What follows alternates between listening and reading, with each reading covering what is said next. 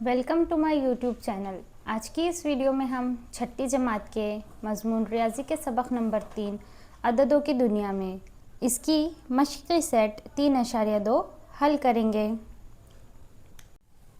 पहला सवाल है, नीचे दिए हुए खाने में बड़े अदद छोटे अदद में से मुनासिब अलामत लिखिए। यहाँ पर आपको बड़े अदद की छोटे अदद की अलामत दी गई है और आपको इन खानों में वो अलामत लगानी है। तो प्यारे बच्चों, अगर दो जमा के आदाद हो तो हम आसानी से बता सकते हैं कौन छोटा है कौन बड़ा है, या सिफर से मवाजना करके हम आसानी से बता सकते हैं।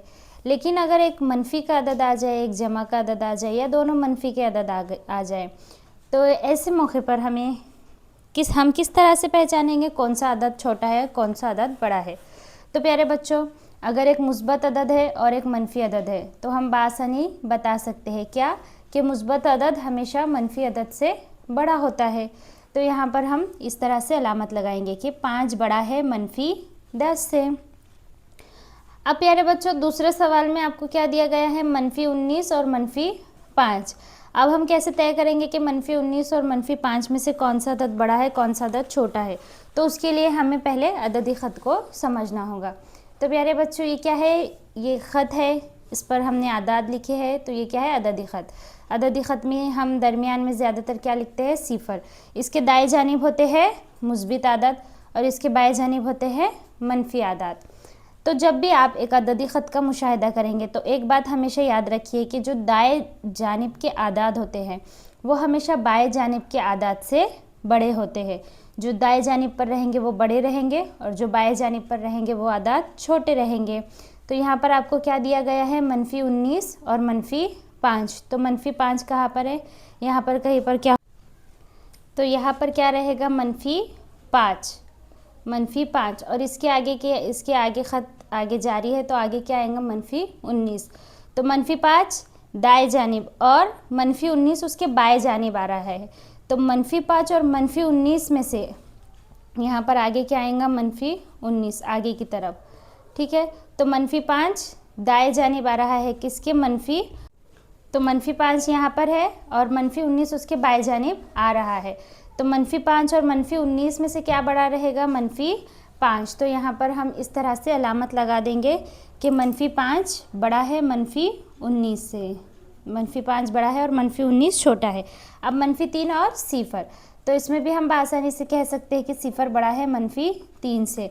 और अगर अददी ख़त का भी मुशाहिदा करें तो सिफर दाएं जानिब है और मनफी 3 उसके बाएं जानिब है, और दाएं जानिब का अदद हमेशा बाएं जानिब के अदद से बड़ा होता है। उसके बाद चौथा सवाल है 8 और 12। तो ये भी बहुत आसान है प्यारे बच्चों, 12 बड़ा होता है किससे, 8 से। तो यहाँ पर हम इस तरह की अलामत लगा देंगे। उसके बाद 5 और सिफर, तो प्यारे बच्चों ये भी बहुत आसान है, 5 बड़ा होता है सिफर से। देखिए 5 दाएं जानिब है और सिफर उसके बाएं जानिब है, 5 बड़ा होता है किससे, सिफर से। और आखिरी है मनफी 3 और मनफी 9। तो प्यारे बच्चों ये है मनफी 3 और मनफी 9 कहाँ होगा, उसके बाएं जानिब होगा, अददी ख़त पर आगे होगा मनफी 9। तो मनफी 3 और मनफी 9 में से जो कि उसके बाएं जानिब रहेगा, मनफी 3 और मनफी 9 में से कौन बड़ा रहेगा, मनफी 3। ये अददी ख़त है। ख़त कैसे होता है, लामहदूद होता है। अगर हम इसे आगे और बढ़ाए तो मनफी 6, मनफी 7, मनफी 8, मनफी 9 तक। तो ये मनफी 9 कहाँ आ रहा है, मनफी 3 के बाएं जानिब, और बाएं जानिब वाला अदद हमेशा छोटा होता है दाएं जानिब वाले अदद से। तो यहाँ हमारा मनफी 3 बड़ा रहेगा मनफी 9 से। तो इस तरह से हम तय करेंगे कौन सा अदद छोटा है और कौन सा बड़ा है। दूसरा सवाल है, हल कीजिए। नंबर 1 4 जमा 7। तो प्यारे बच्चों ये एक इंतहाई आसान सवाल है। 4 में हमें क्या जमा करना है, 7 जमा करना है, और दोनों भी मुस्बित आदाद है, दोनों के दरमियान में जमा की अलामत है। तो क्या करेंगे हम, 4 में 7 जमा कर देंगे। तो 4 और 7 कितना हो जाएगा, 11। तो यहाँ पर हमारा जवाब क्या आएगा, 11। दूसरा सवाल, सवाल नंबर 2 है, मनफी 4 जमा 5, मनफी 4 जमा मनफी 5। तो प्यारे बच्चों अब ये सवाल हल करने से पहले हमें एक चीज़ अच्छी तरह से समझनी होगी। तो प्यारे बच्चों, जब हमें एक ही अलामत वाले सही आदत की जमा करनी होगी, यानी जमा का अमल तो करना है, लेकिन जिन आदत की जमा करना है उनकी अलामत एक ही हो, या तो दोनों के साथ मुस्बत की अलामत हो या दोनों के साथ मनफी की अलामत हो। तो जब दोनों आदात की अलामत एक ही रहेगी उस वक्त हमें जमा का अमल करना है। उनकी क्या करनी होगी, हमें जमा, और इनके साथ जो यकसा अलामत है वही हमें लगा देनी होगी। अब जैसे यहाँ पर 4 और 3 की जमा करनी है, दोनों के साथ एक ही अलामत है तो हम फ़ौरन क्या कर देंगे, उसकी जमा कर देंगे। इन दोनों के साथ मुस्बत अलामत है, इसीलिए जो जवाब आया है हमारा इसके साथ भी क्या होगी, मुस्बत अलामत होगी। अब देखिए यहाँ पर -3 और -2 है, दोनों के भी साथ मनफी की अलामत है, लेकिन अमल कौन सा करना है, हमें जमा का, क्योंकि ये दोनों की अलामत यकसा है, यहाँ पर जमा का अमल होगा। -3 और -2, 3 और 2 कितना हो जाएगा आपका 5, और ये दोनों की यकसा अलामत क्या है, मनफी। तो जवाब के साथ कौन सी अलामत आ जाएगी, हमारी मनफी की अलामत आ जाएगी। तो यहाँ दूसरे सवाल में आपको क्या दिया गया है, -4 जमा -5। तो सबसे पहले हमें गौर करना है, क्या दोनों की अलामत यकसा है, हाँ दोनों की अलामत कैसी है, यकसा है। तो हम दोनों के दरमियान कौन सा अमल कर देंगे, जमा का अमल करेंगे, यानी -4 जमा -5। -4 में हम क्या कर देंगे, 4 में क्या कर देंगे, हम 5 जमा कर देंगे, तो 4 और 5 कितना हो जाएगा प्यारे बच्चों, 9, और इनकी जो यकसा अलामत है वही इसके साथ आ जाएगी, यानी इसके साथ भी मनफी है, इसके साथ भी मनफी है, तो जवाब के साथ भी क्या आएगी, मनफी की अलामत। यानी हमारे पास -4 की ये 4 चकतियाँ है, जमा करना है -5 की 5 चकतियों के साथ, तो ये टोटल चकतियाँ कितनी हो जाएंगी, 4 और 5 कितनी चकतियाँ हो जाएगी, 9 चकतियाँ हो जाएगी। और इसके साथ भी अलामत कौन सी है प्यारे बच्चों, मनफी की ही है। तो आप इस तरह से चकतियों के ज़रिए भी इसे आसानी समझ सकते हैं। इस तरह से ये भी मनफी की चकतियाँ है, ये भी मनफी की चकतियाँ है, ये 4 मनफी की चकतियाँ है, ये 5 मनफी की चकतियाँ है। इनकी जमा की जाए तो क्या जवाब आएगा, 9 चकतियाँ, और ये 9 की 9 चकतियाँ कैसी है, मनफी वाली है। तो इस तरह से भी प्यारे बच्चों हम इस सवाल को समझ सकते हैं।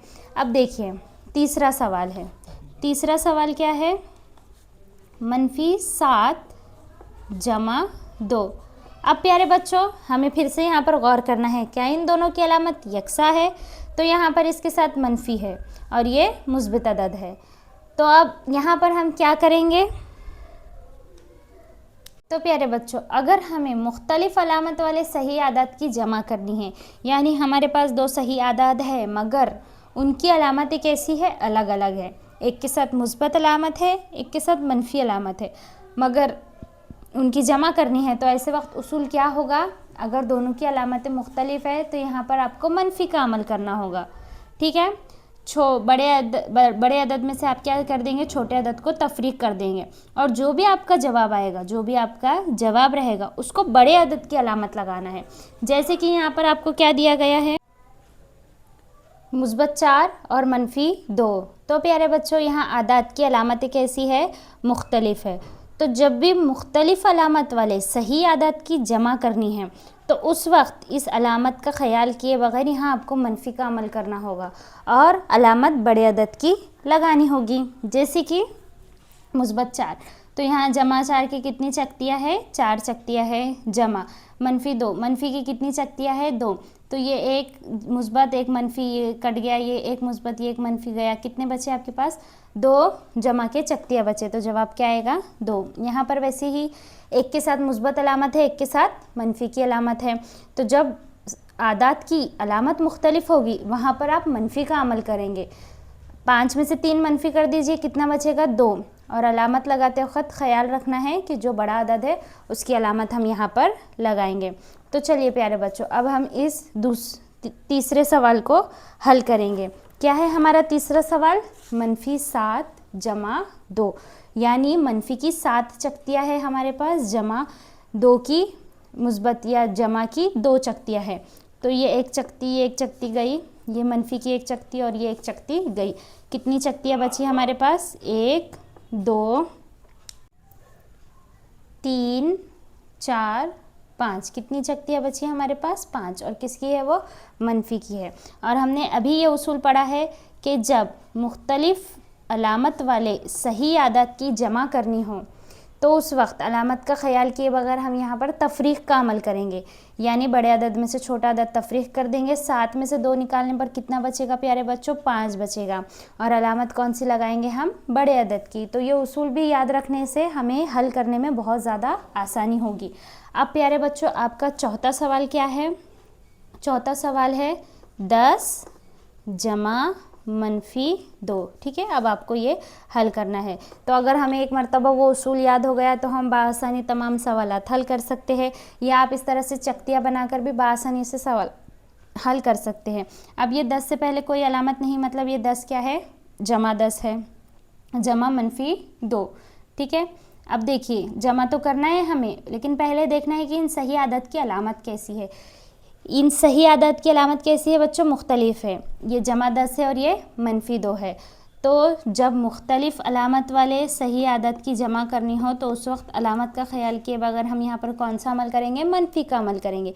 यानी हम 10 में से कितने मनफी करेंगे? 2 मनफी करेंगे।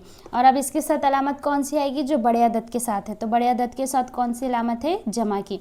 तो यहाँ पर जमा की अलामत भी लिख दी है आप, तो चलेगा। तो आपका जवाब क्या हो जाएगा? मुस्बत 8 या 8। ठीक है प्यारे बच्चों, अब 5वां सवाल है -63 जमा -32। अब इसको भी हल करते वक्त क्या देखेंगे? हमको सबसे पहले अलामत पर गौर करना है। अगर यकसा अलामत आ रही है, मुखालिफ अलामत आ रही है, तो प्यारे बच्चों सबसे पहले अलामत पर गौर करना है। अलामत पर गौर करने के बाद ही हम यह सवालात का सही हल लिख सकते हैं। अब देखिए प्यारे बच्चों, -63 है ये, जमा -32 है। तो प्यारे बच्चों जमा का अमल तो करना है, लेकिन पहले अलामत पर गौर करना है। क्या दोनों की अलामत यकसा है? चाहे फिर वो मुस्बत रहो या मनफी रहो, तो दोनों की अलामत यकसा है। इसके साथ भी मनफी की अलामत है, इसके साथ भी मनफी की अलामत है। तो जब अलामत यकसा होगी तो हम कौन सा अमल करेंगे? जमा का अमल करेंगे। यानी 63 में हम 32 जमा करेंगे तो कितना हो जाएगा? हमारा जवाब 95 हो जाएगा। और क्या करेंगे? इसके साथ कौन सी अलामत आएंगी? मनफी की अलामत आएगी, क्योंकि ये भी मनफी के चक्तियाँ है, ये भी मनफी के चक्तियाँ है। मनफी 63 चक्तियों में अगर हम -32 चक्तियाँ मिला देंगे तो -95 ही चक्तियाँ आएंगी। यानी ये चक्तियों के साथ भी कौन सी अलामत रहेंगी? आपकी मनफी की ही रहेंगी। तो इस तरीके से भी आप समझ सकते। जो तरीक़ा आपको सबसे आसान दिख रहा है उससे याद रखिए, उसूल याद रखना ज़रूरी है। छठा सवाल है प्यारे बच्चों, -71 जमा 71।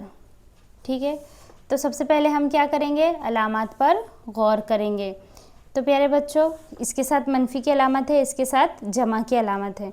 ठीक है, तो हमने देखा जब अलामत मुखालिफ हो तो क्या होता है? मनफी का अमल होता है। ठीक है, तो आपके पास 71 चक्तियाँ हैं। ठीक है, आपने से उसमें से पूरी 71 की 71 चक्तियाँ मनफी कर दी, तो जवाब क्या आएगा? 0। और ये भी ये बात हमेशा याद रखनी चाहिए कि मुतज़ाद अलामत वाले एक जैसे आदात की जमा हमेशा क्या आती है? 0 आती है। दोनों की अलामत मुतज़ाद है। ठीक है, तो इसका जवाब कितना आएगा? 0। यानी आप जितना जमा कर रहे हैं उतना ही उसमें से तफरीक कर दे रहे हैं, तो आपके पास क्या बचेगा? 0 बचेगा। -71 जमा 71। तो यहाँ पर आपका जवाब कितना आ जाएगा? 0। क्योंकि देखो बच्चों दोनों आदात तो एक ही है, यहाँ भी 71 है, यहाँ भी 71 है, मगर उनकी अलामत ही कैसी है? मुखालिफ है। यानी आप 71 चक्तियाँ जमा के भी है और 71 चक्तियाँ तफरीक के भी है, तो क्या हो जाएगा? आपका जवाब क्या आ जाएगा? 0 आ जाएगा। और मुतज़ाद, अगर आपके पास मुतज़ाद अलामत वाले आदाद है तो उनकी जमा क्या होती है? 0 होती है। तो ये था हमारा सवाल नंबर 2। यहाँ पर आपको उसूल अच्छे से याद रखना है कि अगर अलामत यकसा हो तो जमा का अमल होगा। ठीक है, और अगर अलामत मुखालिफ हो तो मुखालिफ अलामतों में क्या होगा? तफरीक का अमल होगा। देखिए यहाँ पर आपको उसूल दिया गया है, मुतज़ाद आदात की जमा 0 होती है। 0 का मुतज़ाद 0 ही है। तो हमेशा जब भी आपको 2 मुतज़ाद आदात दिए जाएंगे तो उनकी जमा आप क्या लिख देना? 0 लिख देना। ठीक है प्यारे बच्चों, तो ये था सवाल नंबर 2। सवाल नंबर 3 है, हल कीजिए। पहला सवाल है 78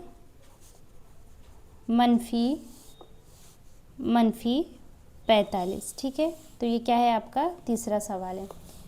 اس کا پہلا ہے 78 منفی منفی 45. تو یہاں پر ہم جب بھی تفریق آئے گی درمیان میں پیارے بچوں تو ایک یا دو اصول ہے یا پھر جو ٹرک ہے اسے ہم یاد رکھیں گے.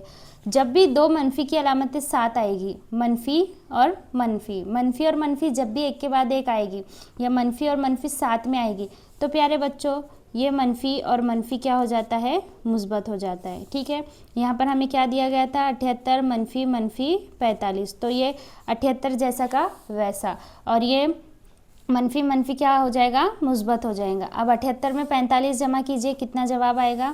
یہاں پر ہم رف عمل کریں گے. یہ 78، اس میں ہمیں 45 جمع کرنا ہے. 8 اور 5 13 کے 3، حاصل کا آیا 1. 7 اور 1 8، 8 اور 4 12. تو ہمارا جواب کتنا آئے گا 123. یہ سب سے آسان طریقہ ہے جو آپ یاد رکھ سکتے ہیں کہ منفی اور منفی کیا ہو جائے گا، مثبت ہو جائے گا. اب آپ کا دوسرا سوال ہے آپ کا منفی 19 منفی منفی 27. تو پیارے بچوں منفی 19 منفی منفی 27.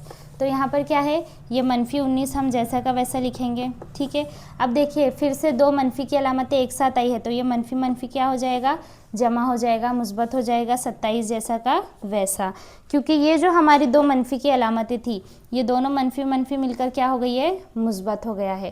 اب ہم نے ابھی ہی پچھلی مشق میں پچھلے سوال میں دیکھا کہ اگر ایک منفی کا عدد ہے اور ایک مثبت عدد ہے تو ایسے وقت میں کیا کرتے ہیں ہم، مختلف علامتیں جب آتی ہے تو ایسے وقت میں کیا کرتے ہیں ہم، منفی کا عمل کرتے ہیں. بڑے عدد میں سے چھوٹے عدد کو منفی کرتے ہیں. تو یہاں پر ہم کیا کریں گے، 27 میں سے 19 منفی کر دیں گے.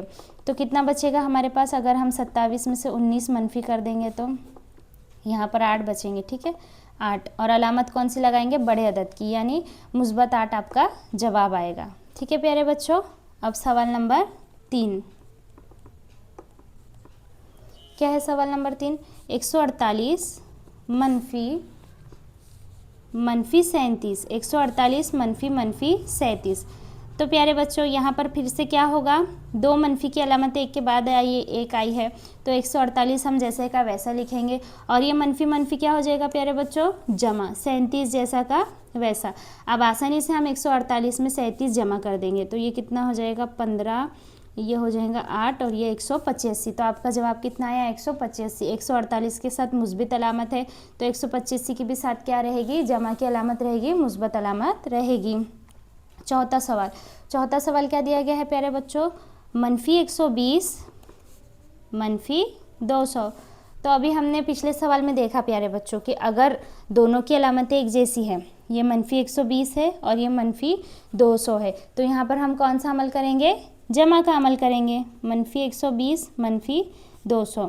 200 میں 120 ملانے پر کتنا ہو جائے گا پیارے بچوں، 320. اس کے ساتھ علامت کون سی آئے گی، بڑے عدد کی علامت. تو یہاں پر ہم کیا لگا دیں گے، منفی لگا دیں گے. بس یہ ایک اصول آپ یاد رکھیے اور یہ منفی کے تمام سوالات، تفریق کے تمام سوالات آپ بآسانی حل کر سکتے ہیں.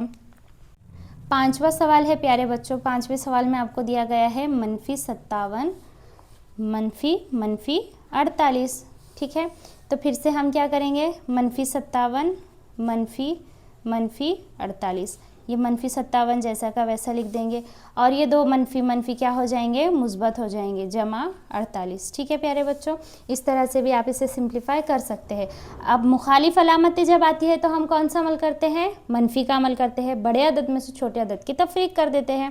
تو 57 میں سے ہم کیا کریں گے، 48 کو منفی کریں گے. تو اس طرح سے آپ کو کیا کر دینا ہے، 57 میں سے 48 کو منفی کرنا ہے. 17 میں سے 8 گئے تو کتنے بچیں گے پیارے بچوں، 9 بچیں گے. ٹھیک ہے، اور علامت کون سی آئے گی اس کے ساتھ، بڑے عدد کی علامت یعنی منفی کی علامت. یہاں 57 کے ساتھ منفی کی علامت ہے تو یہاں پر بھی اس کے ساتھ کون سی علامت آئے گی، منفی کی علامت آئے گی. اس مشق کا آخری سوال ہے چھٹا سوال، منفی 15 منفی منفی 24. ٹھیک ہے، تو اسے بھی ہم اسی طرح سے حل کریں گے. منفی 15 منفی منفی 24 مساوی. منفی 15 جیسا کا ویسا لکھ دو پیارے بچوں. یہ منفی منفی کیا ہو جائے گا، جمع ہو جائے گا. جب ایک مثبت آ جائے، ایک منفی آ جائے، مخالف علامتیں آ جائے تو کون سا عمل ہوتا ہے، منفی کا عمل ہوتا ہے. بڑے عدد میں سے چھوٹا عدد منفی کر دیجئے، یعنی آپ کو کیا کرنا ہے، 24 میں سے 15 کو منفی کر دینا ہے. तो 14 में से 5 गए तो कितने बचेंगे आपके पास? 9 बचेंगे।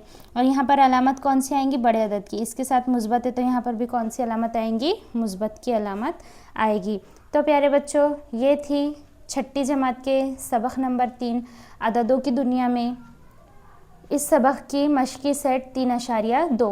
उम्मीद है आपको आज की वीडियो पसंद आई होगी। अगर आप हमारे चैनल पर नए हैं तो हमारे चैनल को सब्सक्राइब कीजिए। शुक्रिया।